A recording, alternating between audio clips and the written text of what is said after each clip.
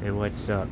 So I recently started getting into vinyl a little bit, which I'm pretty unfamiliar with, but I'm having a really good time learning about it and how to get the best sound out of your records and the best equipment and maintenance. And I had bought a record cleaner from Amazon, and it was kind of similar to what I'm about to show you, but a lot more simple, and it really wasn't very good. So I went online and I did some research, and I found that the best of the reasonably priced manual units is this one here, the Disco Antistat Generation 2. They don't make a whole lot of them. There's a limited supply on them. They're not really sold in this country at all. They're manufactured in Germany. I ordered this. It was from the UK, and it was, I don't remember, like $80-$90. I think it wasn't really terrible for the price, but I was actually really impressed with the clever engineering behind it, so I thought I would kind of showcase it a little bit. This is actually the second time recording this video. The first time I was trying to use one of my brother's old camcorders, and it didn't come out too well, so I'm doing it over again. But yeah, basically the way this thing works is very easy and efficient, and there's a lot of little details built into it to make life better, and I think it's pretty cool. So I just want to kind of show it off a bit. So I'm going to go ahead and zoom this out a bit, and I'm going to open the box. It's upside down, of course. There's a lot of different pieces, parts, instructions are, like I said, this is made in Germany, so there's different languages available, but Germany's the main one, and then there is English data sheet, and that might be French or something. And then we have the actual instruction page itself, which is also available in multiple languages, but German's front and center on it, because it's made in Germany. And the instructions are pretty straightforward, and I'm just going to go ahead and kind of show you how it works. So first thing, let's get all the stuff out of it.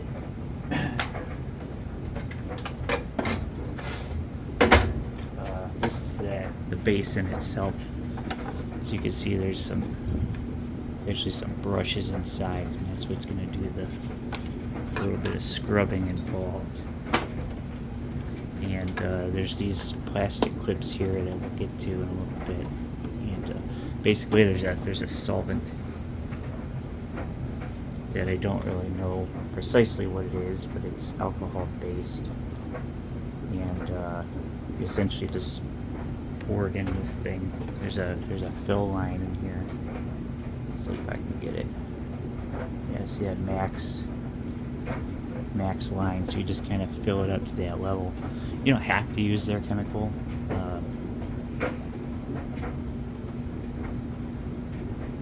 But it kind of, I don't know, it comes with it, and I'll show you a bit later, but it's actually reusable, so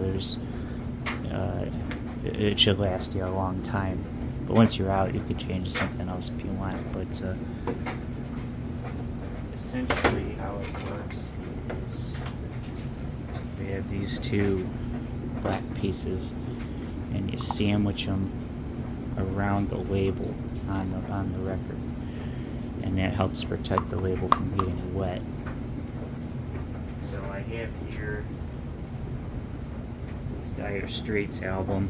It's really not super bad, but it's kind of dirty. It's a little scuffed up, a little bit fingerprinty, and I'm gonna go ahead and try to clean this record off.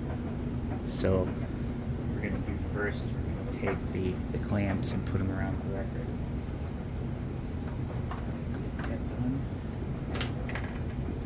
And to hold it together, there's a little handle axle here. And basically we're just going to, well, let me make sure I have it first. Yeah, I have it on the wrong side. So there's a little piece sticking out. It fits into a little socket on here so that it stays straight. So you just kind of pop it in like so. Put the record on the post, put the other cap on top, and screw it together.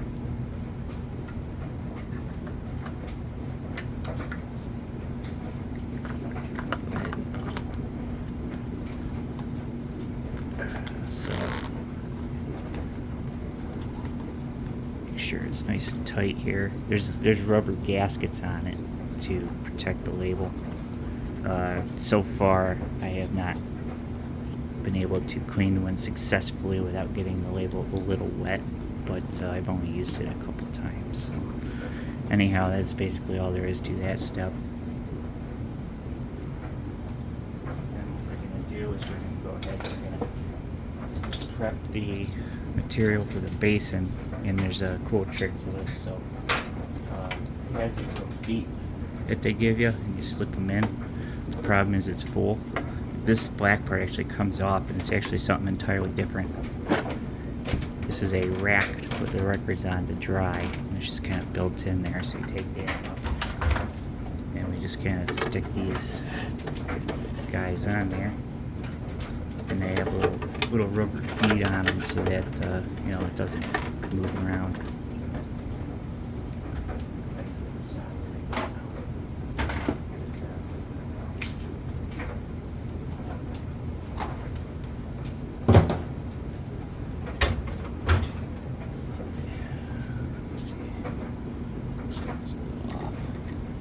There we go. And we're just going to go ahead and pour some of this liquid in. Again, I believe this is alcohol based. There are some albums that are made from shellac. I don't remember what the speed of the record's called, but you don't want to use that kind of album in this machine because the alcohol will dissolve it.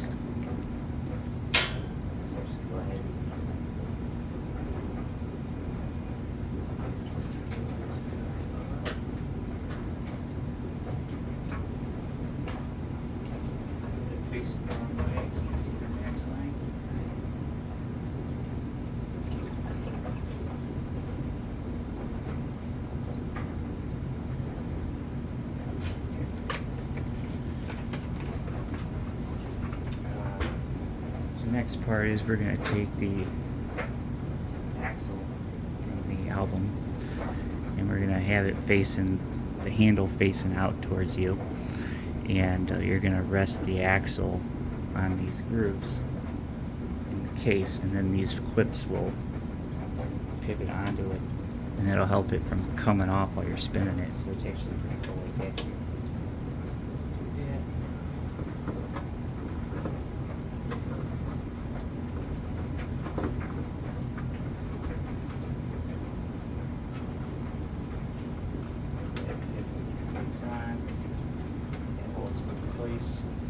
And then you're just going to rotate it. Now you only want to rotate one direction. If you rotate the other direction, it's going to loosen up the cap and you're going to get liquid on the album, so you don't want to do that. But basically, yeah, you're just going to kind of slowly just spin it. Instructions say to do it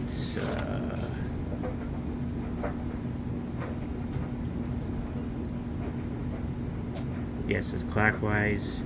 The hand crank after, it just says after some rotations. It doesn't really specify how many.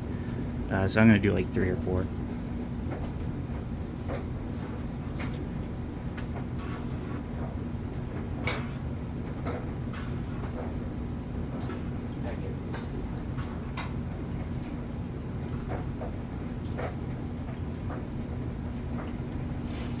That's all there is to it.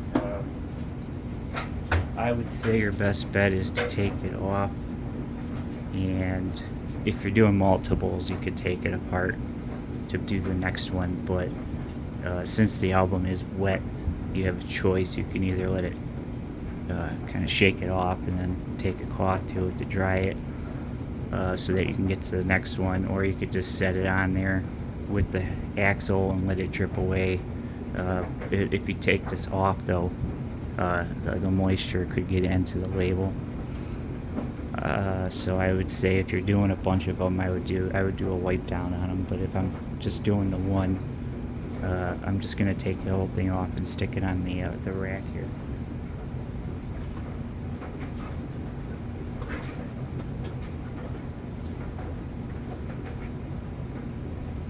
Just let that baby drip dry.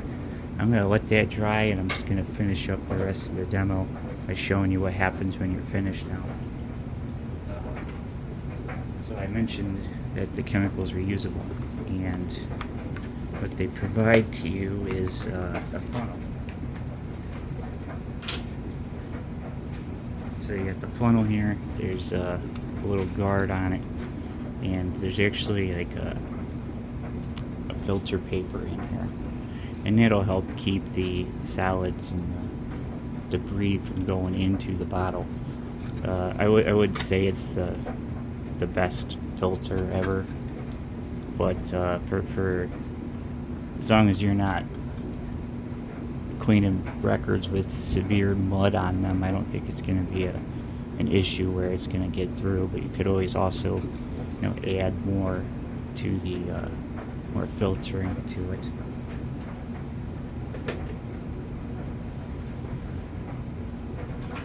And then all you gotta do is we're just gonna pour it into there. Now, just a word of advice: I have not done this without making a mess yet. I'm sure it's doable. I'm still trying to work out the technique on it.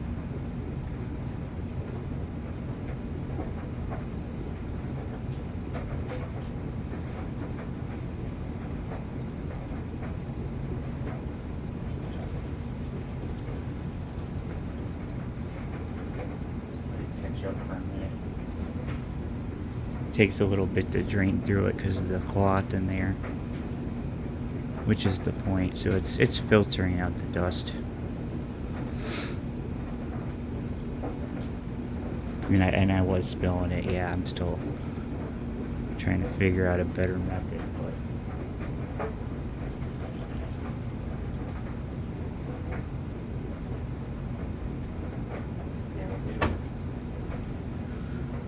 so I'll just let that filter do its thing for a minute. Maybe I'll go ahead and I'll give it a shot on camera to take the thing off without getting the labels wet. Like I said, I haven't done it successfully yet. I want to use it a couple times. I'm quite positive it's doable. I don't have the technique yet, so I'll just go ahead and give it a shot. So.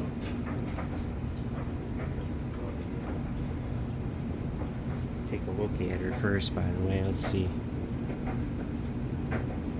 Yeah, it probably could have used a few more spins. There's a little bit of stuff on there yet, but certainly looks better than it did the first time I showed it. It could be that some of this is embedded into it as well. I don't know. But, let's see. Yeah. Then we're just gonna go ahead and we're just gonna spin the cap off.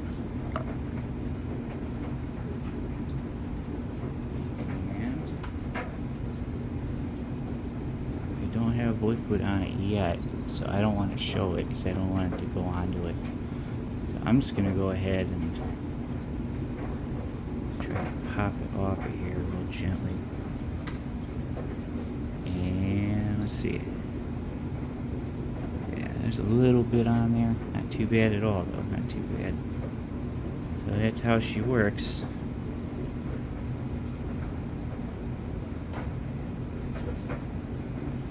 Very gentle wipe with a clean microfiber.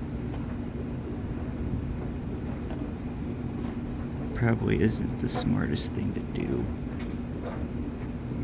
but I'm not super concerned about this particular album.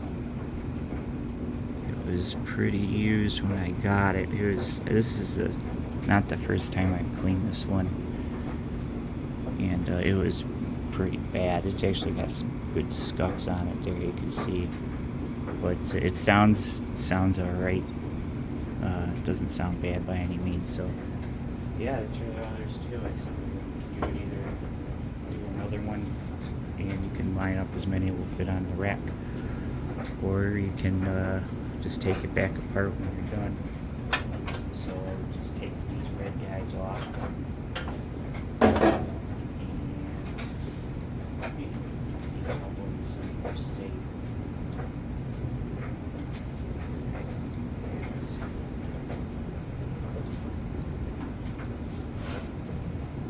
And there, you're just going to take the red guys off, pop it back over it, store the pieces of parts inside of it. Oh, there's also a 45 adapter.